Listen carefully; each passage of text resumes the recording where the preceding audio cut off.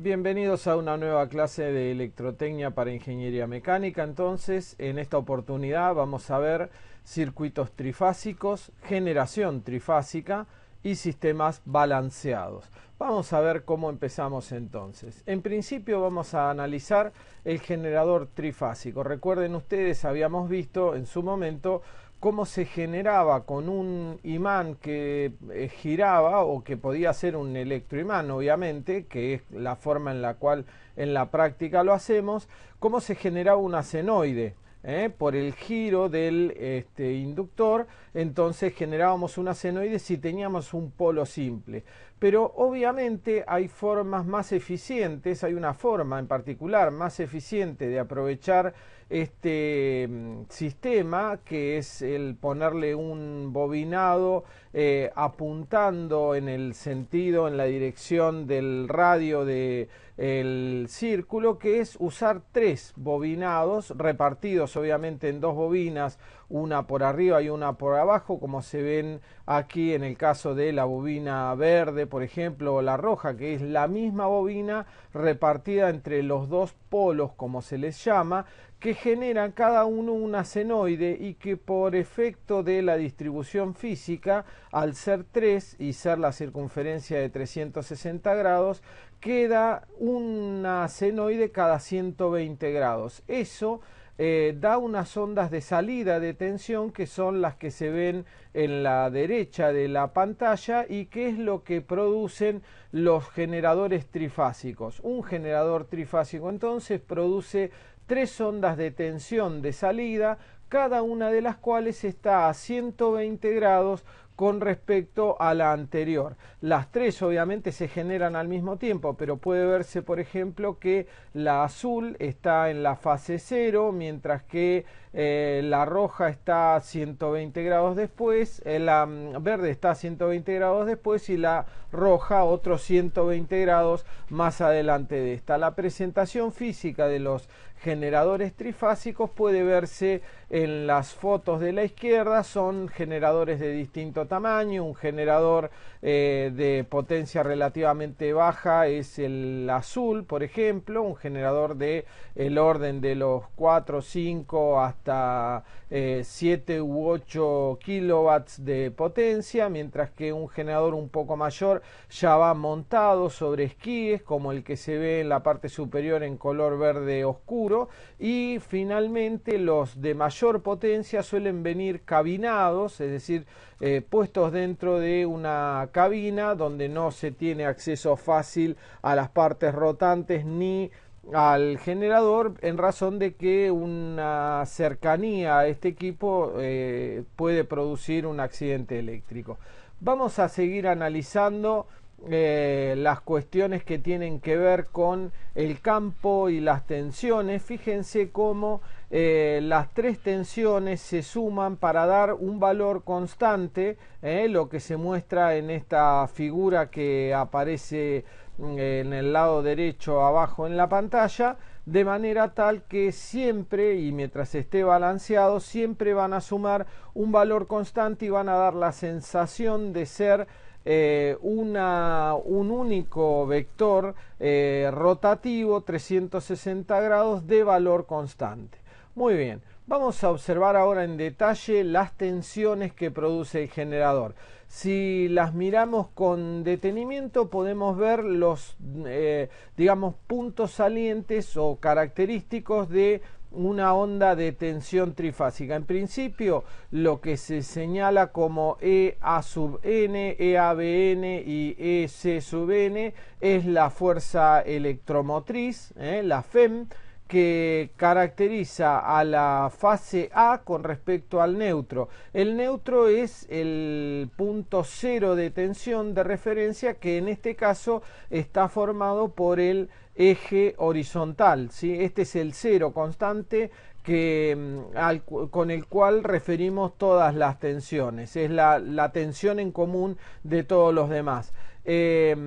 Después, por otro lado, los cruces que están a, digamos, 60 grados, queda uno del otro, pero 60 grados invertidos, o sea, 120 grados, como dijimos hoy en inicio, que se pueden apreciar en la parte inferior de esta figura. La representación en el dominio del tiempo nos da una ecuación senoidal que va a estar desplazada 120 grados para cada una de las bobinas que son generadoras de tensión. Por ejemplo, la bobina A, estamos usando la nomenclatura americana, las fases en la nomenclatura americana se las denominan A, B y C, en la nomenclatura usual en Argentina serían R, S y T.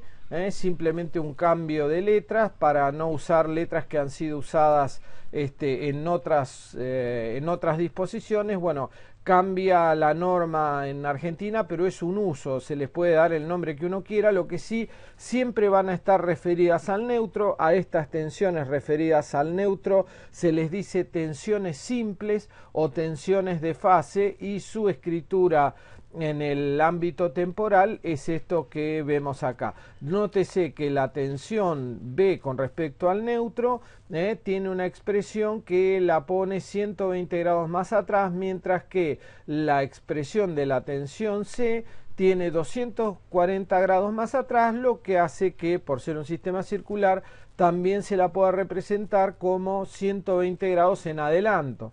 Cualquiera de las dos expresiones es equivalente. Por otro lado, la expresión de la corriente eficaz para cualquiera de las ondas A, B o C, o sea X sub n, es que son el valor eficaz de estas ondas son el valor máximo dividido la raíz de 2, y para escribirlo en términos fasoriales, la tensión A sub n es E A sub n con ángulo 0 menos 120 la B y más 120 la C. Si vemos la representación fasorial, aunque en este caso la representación sería de fasores que se encuentran a ángulos, digamos, aleatoriamente dispuestos, se genera del giro de las bobinas la tensión senoidal, como ya hemos visto con anterioridad, y se representan en el plano fasorial como estos tres fasores desplazados 120 grados cada uno, lo cual permite redisponerlos en manera de un triángulo donde se puede determinar un hecho que no es fácil de ver en la anterior representación, que es que la suma de las tensiones en todo momento es cero.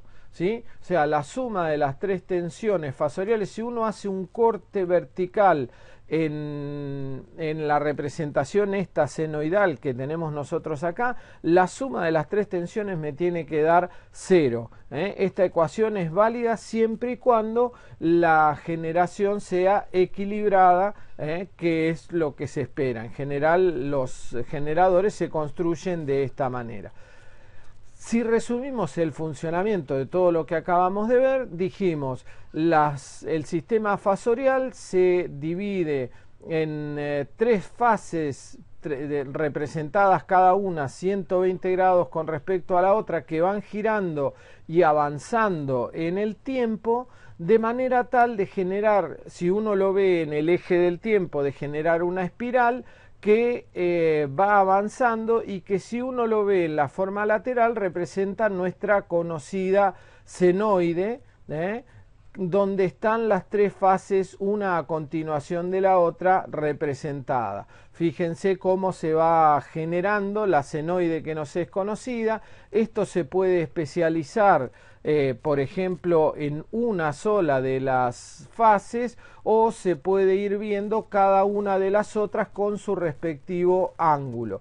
Por otro lado, vamos a ver también que lo que dijimos hoy con respecto a las fases, es decir, el desplazamiento, el reacomodamiento de los fasores para ponerlos a los tres formando un triángulo, que se puede dar en cualquier posición del giro total, siempre va a sumar 0. Las tres tensiones trifásicas siempre van a sumar 0 cuando uno las totalice en forma fasorial.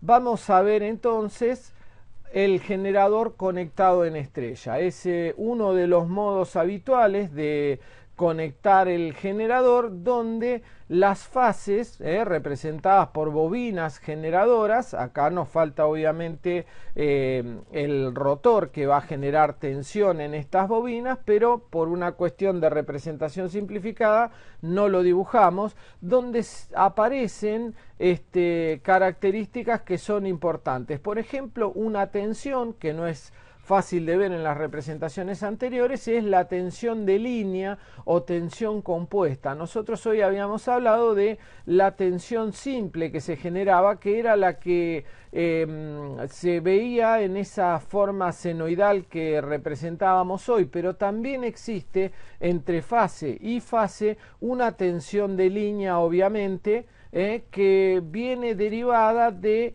la existencia de tensiones si uno combina fasorialmente dos bobinas. Entonces, las tensiones que se denominan E sub Rn, E sub Sn y E sub Tn son tensiones de fase, mientras que las que tienen como subíndice dos nombres de fase, por ejemplo E sub Rs, E sub St y E sub Tr, son tensiones de línea que no están referidas al neutro, porque son de línea a línea, no pasan por el medio, no se toman con respecto a la referencia, que es este neutro que está puesto a cero de tensión en general, por la condición que hemos hablado en su momento de el teorema de nodos, de elegir como cero una de las tensiones. En este caso, siempre y por costumbre, elegimos como cero la tensión del neutro.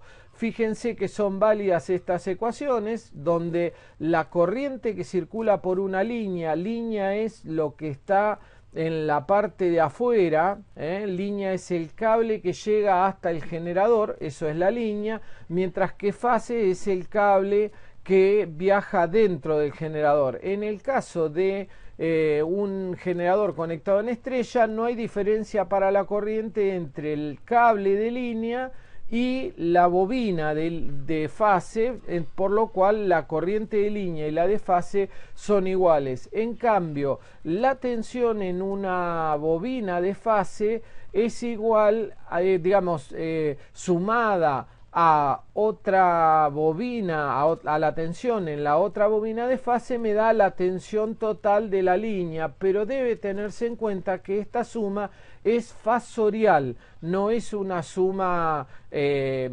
lineal o algebraica o escalar, digamos, es una suma fasorial, así que ya vamos a ver qué consecuencias tiene eso cuando uno lo describe. También puede verse que se cumple que la tensión entre dos fases, por ejemplo entre R y S, menos la tensión de R con respecto a N, más la tensión de S con respecto a N da cero, con lo cual yo puedo decir que E sub RS, esto sale de recorrer la malla, por ejemplo, superior del sistema trifásico, donde queda claro que E sub RS es igual a E sub Rn menos E sub Sn. Fíjense como regla mnemotécnica que el principio y el final del nombre de la tensión, RS, son el principio y el final de la resta esta de tensiones que escribimos acá. Esto es una regla mnemotécnica, pero es fácil de recordar entonces la convención para llamar a las tensiones de línea, lo cual nos permite a nosotros definir sucesivamente E sub St y E sub Tr, que obviamente son los nombres convencionales con los cuales llamamos al resto de las tensiones. Estas ecuaciones entonces nos ayudan a dibujar el diagrama fasorial de las tensiones de línea y de fase, porque todavía no le dimos ningún valor, y determinar las relaciones entre sí para que estas convenciones sean cumplidas. Vamos a ver cómo es el diagrama fasorial y qué conclusiones se obtienen de estas definiciones que nosotros escribimos. Entonces, dibujamos nuestra terna de tensiones equilibradas. Recuerden que E sub Rn, E sub Sn y E sub Tn son iguales en módulo y solamente difieren en la fase en 120 grados uno de otro, y que como esto es el plano fasorial, está girando con velocidad angular omega. el escribir esta ecuación, digamos E sub Rn menos E sub Sn, es como si yo pusiera el vector E sub Sn al revés. O sea, menos E sub Sn es el vector E sub Sn o fasor E sub Sn hacia el otro lado. Si yo lo doy vuelta, entonces E sub Rs va a ser la suma fasorial, la suma en vectores de estos dos, el E sub Rn y el menos E sub Sn, dibujados como una suma fasorial, lo cual nos permite obtener fasorialmente la suma, el vector suma, que es E sub Rs, y ahora sí podemos determinar sus características. En principio, ¿cómo queda dibujado? E sub Rs tiene punta en R, cola en S, en el vector, en el fasor. Tiene la punta en R y la cola en S. Fíjense cómo empieza en S y termina en R. Recuerden, como para identificar después visualmente dónde está. Con esto nos permite también, obviamente, seguir con la convención de cómo serían E sub ts y E sub st, que quedan dibujados girando. Fíjense que giran hacia el mismo lado que lo que marca omega. ¿Ven el sentido de giro que tienen los fasores en esta situación? Por otro lado, también nos permite determinar cuál es la relación de los valores, tomando en cuenta que hay 120 grados y que esto es un triángulo isósceles. Es evidente que este ángulo, el inferior de acá, es 30 grados y también el otro, porque en un triángulo isósceles los dos ángulos de la base son iguales. Entonces, siendo esto 30 grados y aplicando el teorema del seno, podemos decir que la tensión sub Rs dividido el seno del ángulo opuesto, que es 120, es igual a E sub Rn sobre el seno de 30, de donde podemos deducir que la tensión compuesta, E sub Rs, la tensión de línea o compuesta, es raíz de 3 veces mayor que la tensión de fase.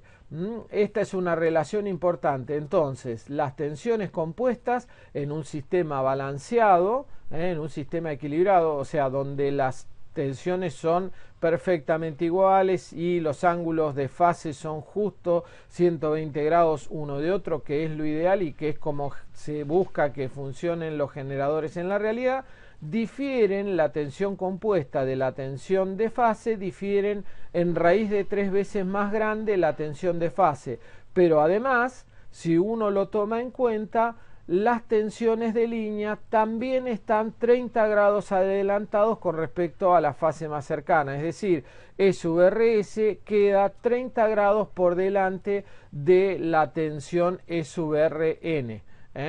La secuencia de fases. Un sistema de fases puede tener secuencia directa, la que llamamos RST en nuestro sistema, en el sistema americano sería ABC, o inversa si este es R. La secuencia directa, esto es una aclaración importante, la secuencia directa hace funcionar a las cosas en un sentido, digamos los motores giran en un sentido, cuál no importa, pero gira en un sentido. Si yo le pongo la secuencia inversa, el motor va a girar en el sentido contrario, con lo cual con facilidad, con las tensiones solamente y sin hacer un gran cambio circuital, yo puedo hacer que un motor gire en uno o en otro sentido con simplemente cambiarle la terna de alimentación. La secuencia puede verse directamente del diagrama fasorial de tensiones, tal como lo dice acá. Esto es una secuencia directa. Fíjense que como se mueve en sentido antihorario, pasa por esta referencia horizontal, primero la fase R, después la S y después la T, lo cual me da la secuencia directa RST, mientras que si yo invierto las dos fases de abajo nada más, con invertir solamente dos fases, es decir, T con S, ya la secuencia que pasa frente a la línea horizontal es T, S, E, R, sea la secuencia inversa de las tensiones que van a generar el giro invertido en la máquina que yo esté trabajando. Digamos, si fuera un ascensor y vengo bajando, lo puedo hacer subir con solo invertir dos tensiones entre sí, dos cualquiera producen obviamente el mismo efecto. Y puede permitir que un torno, por ejemplo, haga que su carro viaje hacia la derecha o hacia la izquierda en el momento que yo lo desee, con simplemente cambiar con una llave la posición de dos fases cualesquiera, lo cual puede ser un riesgo porque, por ejemplo, si accidentalmente invertimos la conexión de dos fases, un portón que se suponía que iba a bajar se puede hacer subir con el riesgo de que provoque un accidente. Así que hay que tener en cuenta justamente que la trifásica tiene un fácil cambio, una fácil conmutación del sentido de giro que puede resultar en un beneficio o que puede resultar en un accidente si uno no es cuidadoso a la hora de hacer la conexión. Muy bien, la forma mnemotécnica de recordarlo es escribir las fases en secuencia como pasan y dar secuencia de que una fase RTS, por ejemplo, produce la secuencia inversa al ponerla uno por detrás de la otra, que genera el TSR que se ve en la secuencia inversa. Es una regla mnemotécnica simplemente para tener en cuenta. Por otro lado, eligiendo una tensión de referencia y la secuencia que se desea para el sistema, debe tenerse cuidado en la escritura de las ecuaciones, porque recuerden que las ecuaciones de tensiones no solo llevan valores que son iguales, tanto en la, digamos, valores de módulo, que son iguales tanto en la secuencia directa como en la secuencia inversa, pero sí cambian la escritura con respecto a los ángulos, así que hay que tener cuidado con la posición en la cual van a estar las tensiones de fase y la posición que después van a llevar las tensiones resultantes, porque las resultantes quedan al revés y quedan invertidas y hay que tener cuidado con estos ángulos en la escritura de las tensiones en la secuencia inversa.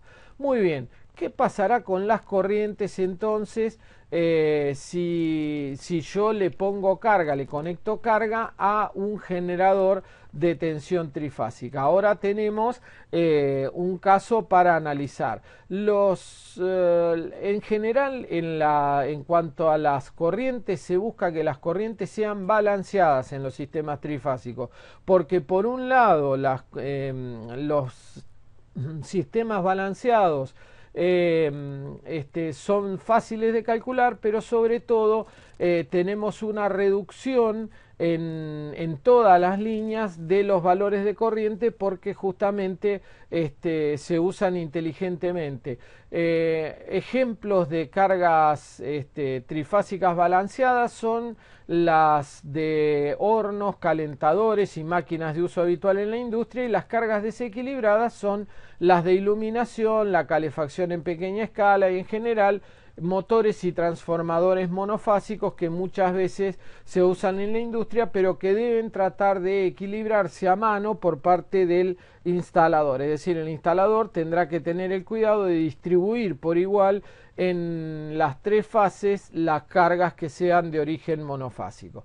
Vamos a ver cómo se realizan las mediciones y hay que tener en cuenta en este caso que las mediciones son casi siempre indirectas y siempre son con interferencia, es decir, es inevitable que en electricidad uno interfiera con el circuito que está midiendo. Eso hace que se pierda precisión en la medida. Incluso en muchos casos hay que recurrir a reducir los valores de tensión y corriente, lo cual nos obliga a usar transformadores de tensión y corriente que justamente hacen que se produzca un error mayor, el error de inserción, que afecta fundamentalmente a los aparatos eléctricos y que hay que tener cuidado a la hora de evaluarlo.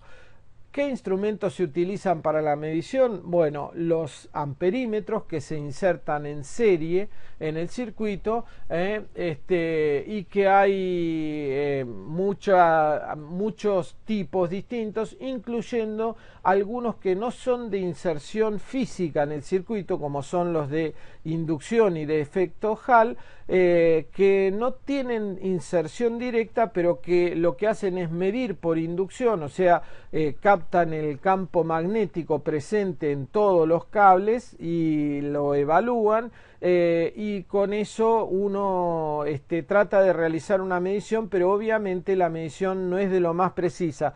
Las líneas de campo magnético que se pierdan o que no se cierren sobre la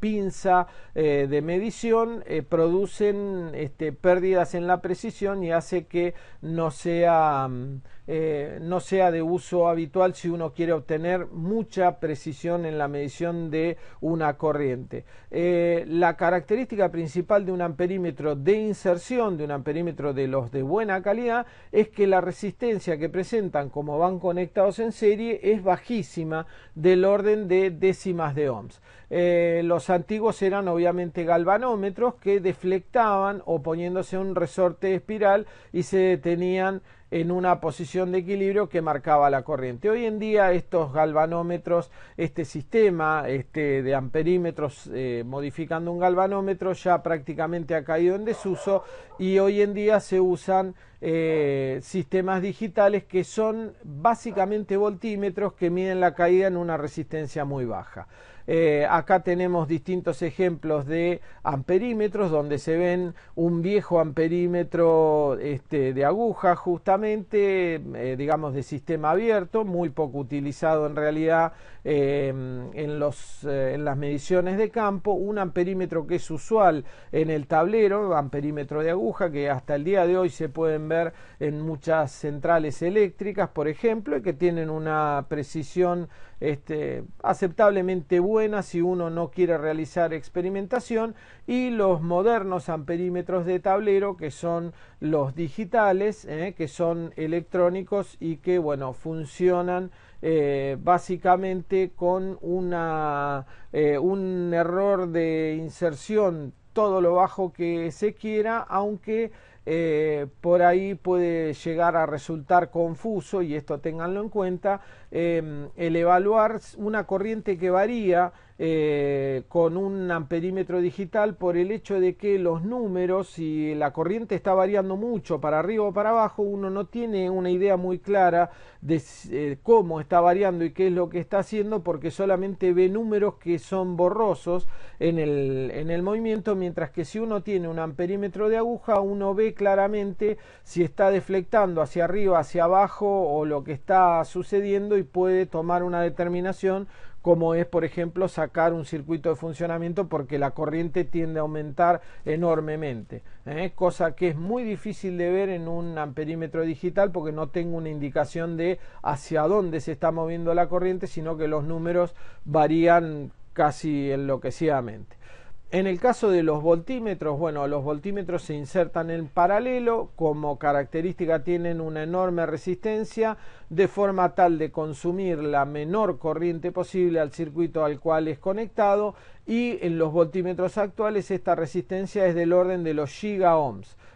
Este tipo de resistencias en los antiguos voltímetros se lograba modificando amperímetros, agregándole resistencias muy grandes en serie para producir la caída de tensión necesaria, cosa que no consumieran prácticamente corriente del circuito al cual se conectaban.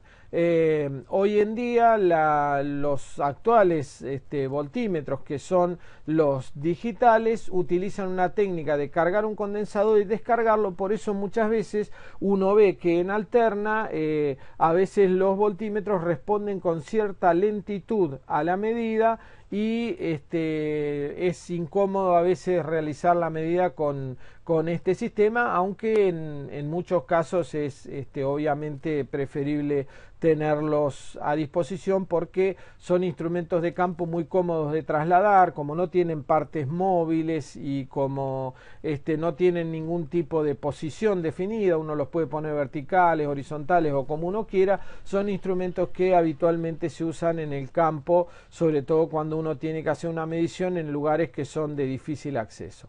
Los batímetros son instrumentos que miden la tensión, miden la corriente, determinan el coseno del ángulo entre tensión y corriente y hacen el producto para determinar la potencia activa. Es decir, los batímetros miden potencia activa, hacen B por I por coseno phi y me indican la medición. Pueden ser de 3 o de 4 terminales de conexión, porque se puede usar un terminal en común para medir la corriente y la tensión, por ejemplo, como este es el caso, o podría no usarse el terminal común y requerir que se usen dos bornes para la bobina de corriente y 2 bornes para la bobina de tensión a la hora de medir. Una disposición habitual, por ejemplo, para medir los datos de un motor es esta de usar el voltímetro en paralelo, el amperímetro en serie y el batímetro disponerlo en serie su bobina de corriente, en paralelo su bobina de tensión, lo cual me permite sacar, por ejemplo, coseno de phi del motor en cuestión, potencia activa que consume, potencia reactiva que consume por cálculo, etcétera, etcétera, etcétera. O sea, me permite obtener todos los datos en un ensayo muy elemental que puede hacerse para determinar el estado de un motor, el estado físico de desgaste que puede tener un motor en este caso.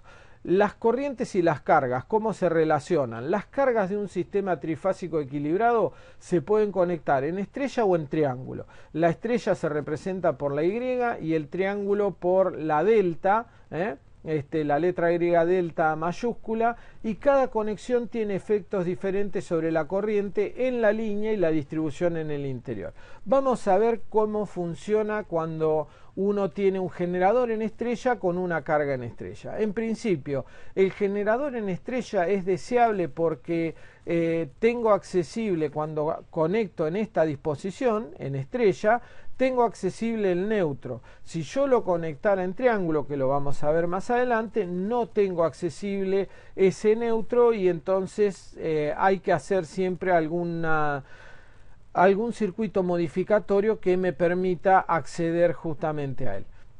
Vamos a ver cómo funciona en el tema de las corrientes, y eso en principio es fácil de ver. Fíjense las corrientes en la línea. Recuerden, la línea es el cable que vincula el generador con la carga. En este caso es fácil de ver que la corriente que circula por el generador es la misma corriente que circula por la carga, porque forman una malla cerrada, ¿sí? En el caso de las tensiones, la tensión de línea, la tensión que es diferencia entre dos bornes no neutros del generador, que se llama tensión de línea, va a tener la característica de ser una tensión compuesta, como vimos hoy, es decir, va a ser raíz de 3 veces más grande que la tensión de fase. Por otro lado, bueno, para aclararlo, las corrientes de fase se van a encontrar en el centro de la estrella de la carga y vamos a ver qué efecto produce eso en nuestra distribución.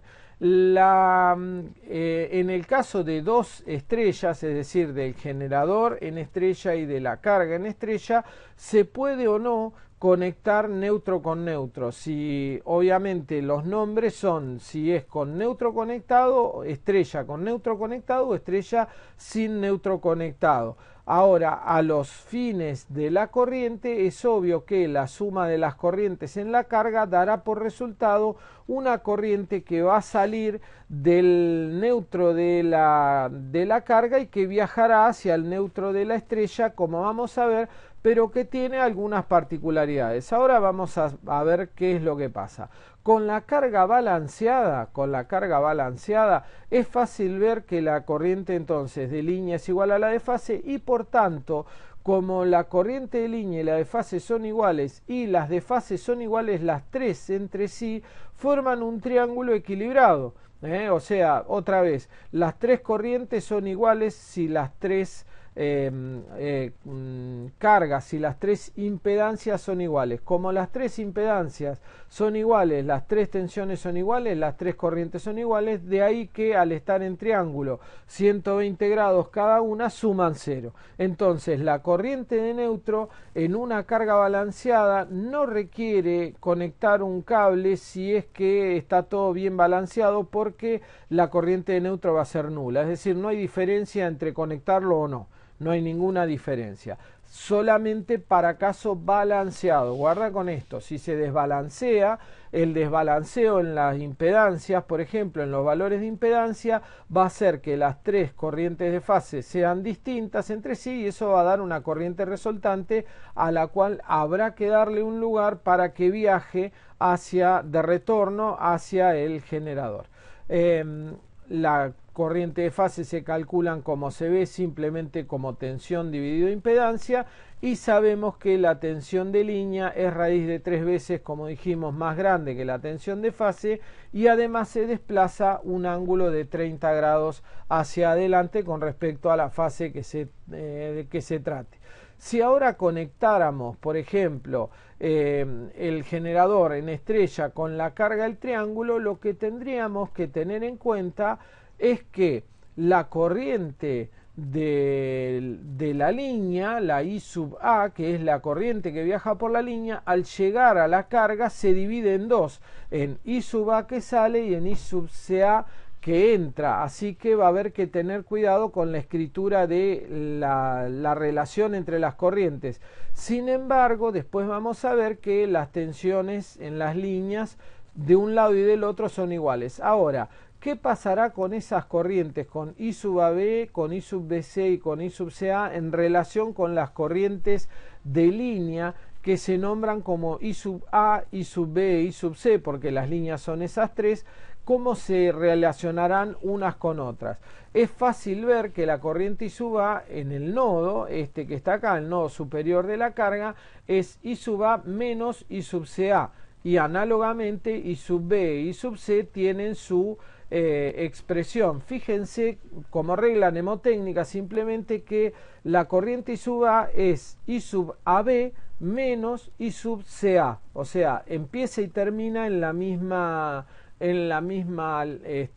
mismo nombre, con lo cual es fácil recordar cuáles son las escrituras de las corrientes. Como en un caso balanceado, las corrientes I sub A, I sub AB, I sub BC y I sub CA son iguales, podemos hacer algo parecido a lo que hicimos con las tensiones y calcular que I sub A está 30 grados atrasado con respecto a la corriente de fase I sub AB y es raíz de 3 veces mayor que las corrientes que circulan por la fase del triángulo. Entonces, importante tener en cuenta que las corrientes de línea son más grandes que en un triángulo, las corrientes en la línea son más grandes que las corrientes que circulan en la fase y van 30 grados más atrás, como acabamos de demostrar recién, que las corrientes en cada fase. Es decir, al revés que la tensión, que lo que habíamos comentado hoy de la tensión para un sistema equilibrado. En un triángulo, entonces, las corrientes son distintas, las tensiones van a ser iguales.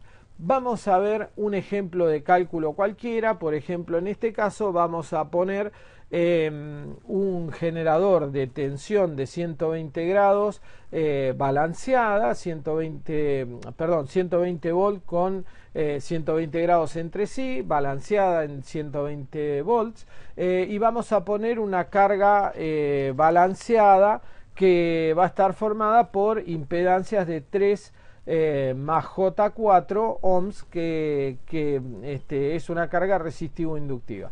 ¿Cómo hacemos para calcular entonces los ángulos de fase θ2 y θ3, que son los ángulos que forman las corrientes de fase, línea, fase y línea? Encontrar la magnitud de las tensiones de línea, las corrientes de línea, y vamos a verificar de paso que dado que la carga es balanceada, I sub n es igual a 0. ¿Cómo hacemos para calcularlo? Vamos a ver.